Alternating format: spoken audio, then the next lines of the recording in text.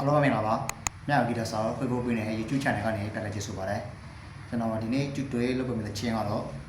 ကိုမင်းကျော်ဆိုရေးဆက်ပြီးတော့ကိုပညာဟာတည်ဆိုထားတဲ့ဘောဆုံမုန်းနဲ့ပြန်ခဲ့ပါဆိုတဲ့ချင်းလေးဖြစ်ပါတယ်ဒီချင်းကိုကြတော့ကောက်ကို၄ပေါင်းမှညှပ်ပြီးတော့တိပြမှာဖြစ်ပါတယ်ဒီချင်းမှာပေါက်တဲ့ကိုတွေကတော့ C ခေါ်ပါတယ် D ခေါ်ပါတယ် G ခေါ်ပါတယ်ကိုပါတယ်အိမ်မနာကိုပါတယ်ကိုရကတော့ဒီလောက်ပါပဲဒီတစ်ချက်မှာထိုးတဲ့လက်ခံကြတော့ကိုကိုလက်ခံယူစားပါဘယ်လိုမျိုးလဲဆိုတော့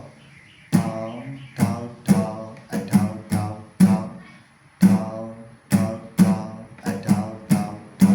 ဒီလက်ခံနဲ့ပြီးရပြောပါတယ်